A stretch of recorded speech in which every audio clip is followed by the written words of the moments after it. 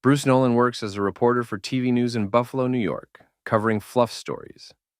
The story begins with Bruce in a bakery, a spidery hairnet yanked over his brow, assiduously reporting on Buffalo's largest cookie ever baked. Bruce is stopped in traffic on his way back to the station and expresses his dissatisfaction with his life's stagnation. When Bruce arrives late for a key meeting, his co-workers, especially rival Evan Baxter, mock him severely about his clownish coverage of the bakery. Bruce's sense of humor is dark and vibrant. Following the meeting, Bruce implores his boss, Jack Baylor, to consider him for the open anchor post. Bruce lives with his live-in girlfriend, Grace Connolly. The next day, Bruce is dispatched to cover a story in Niagara Falls and discovers that Evans has been appointed to the vacant anchor job. He suffers a severe meltdown in front of the camera and is fired. Bruce, outraged, drives away, waving his prayer beads and cursing the heavens. It's raining severely as he gets out of the car, lost in his emotions, continuing to berate God, crossing the highway without regard for oncoming traffic and tossing the prayer beads as far into the lake as possible. When Bruce returns to his apartment the next morning, his beeper starts shrieking continuously. He doesn't recognize the number and eventually becomes so irritated that he throws the beeper into the street, where it is run over by a car. But it's still beeping. Bruce, irritated beyond words and unable to stop the beeper from sounding, dials the number and listens to a cassette recording of someone who appears to know everything about his life. Intriguing, he drives to the address provided over the phone.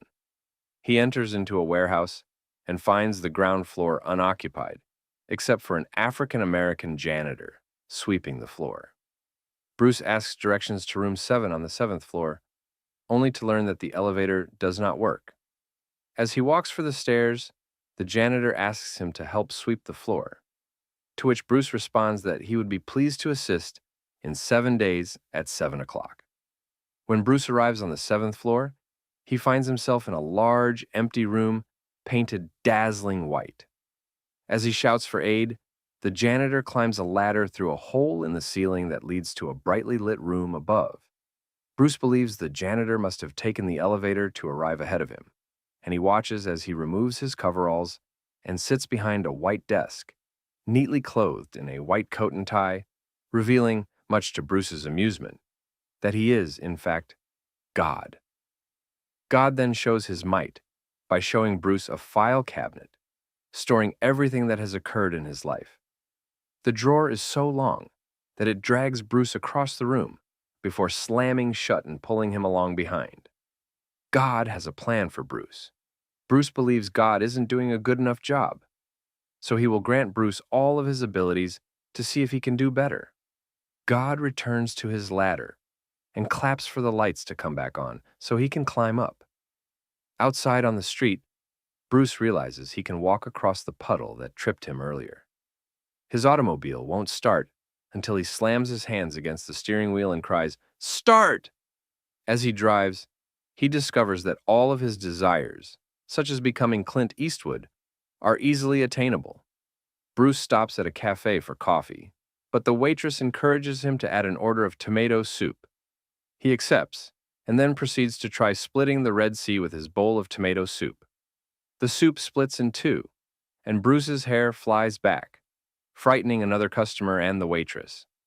Now Bruce believes he is God. A lovely woman walks by, and he lifts her dress to expose her underwear. First and foremost, he evens the score with many thugs who harassed him on the street shortly after being dismissed. And then he sees himself in new clothes and a new automobile. Bruce comes at the apartment with a bouquet of unique flowers, a hybrid between tulips and daisies, for Grace. He apologizes and begins to make love to her, bringing the moon closer as she gets ready herself. Bruce uses all of his abilities to make their lovemaking as exciting as possible. The next morning, Grace sees that her breasts have grown larger. Bruce's plan includes finding Jimmy Hoffa's long-missing body. When he returns to the station, everyone applauds, and Bruce returned to his previous job of reporting on fluff stuff that miraculously turned out to be late-breaking news. Bruce uses his extraordinary skills to give Evan an embarrassing stutter on his first night as anchor. Bruce is increasingly fascinated by his new abilities and ability to do whatever he wants to improve his life. He tries to be kind to Grace, who believes he is preparing to propose marriage. They go out to dinner at the restaurant where they first met, and he gets down on his knees in a romantic manner. Not to propose marriage, but to say that he has finally got an anchor. Grace is confused and hurt. Bruce starts hearing voices in the background. God appears and tells Bruce he hears people praying. Bruce utilizes computer software to download everyone's prayers, similar to how email works. He tries, but is unable, to go over each prayer individually. Giving up, he presses a key and exclaims, "Yes to all."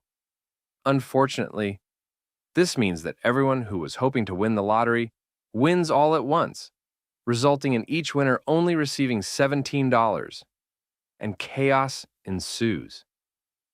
Bruce's self-centered and incompetent attempts to play God are causing devastation over the world. Bruce explores the city in despair until he unexpectedly finds himself on top of Mount Everest with God, believing he has entered heaven. They're talking. God tells Bruce that he has been using his power selfishly, destroying everything, including Bruce's relationship with Grace. If Bruce wants a miracle, he must be the miracle, which gives voice to the film's main theme. The network celebrates Bruce's promotion to anchor by a party. Grace is now totally estranged and refuses to go. Bruce uses his talents to persuade her, but when she arrives, he is not quite resisting an attractive coworker who is attempting to seduce him. Grace decides that this is the last straw and ends the relationship. Bruce returns to his lonely apartment, recognizing that he will have to start using his unusual skills to aid people in need. He cannot utilize superhuman abilities to housebreak his dog. Instead, he must use intelligence, patience, and inventiveness. He keeps trying to use his exceptional talents to get back Grace, but it fails because he is breaking one of God's laws, which declares that he cannot use his powers to mess with free will. When he complains about his situation, God says, "Welcome to my world." Bruce rushes back to the warehouse where he originally saw God and discovers him mopping the floors. Interestingly, it's 7 o'clock on the 7th day after they first met. So God gives Bruce a mop and says, "Right on time." They mop the floor together, and Bruce finally understands what he needs to do to fix the mess he's created. Bruce makes amends with Evan, ensuring that he is reassigned as anchor and returns to covering human interest issues. He even completes the photo album that Grace started to remember the milestones of their relationship. When Grace's sister arrives to pick up Grace's stuff and sees that Bruce has finished the album, she takes pity on him and tells him that Grace prays for him every day. Bruce rushes to his computer and downloads Grace's prayers. A new one arrives, and he knows she's praying for him right now.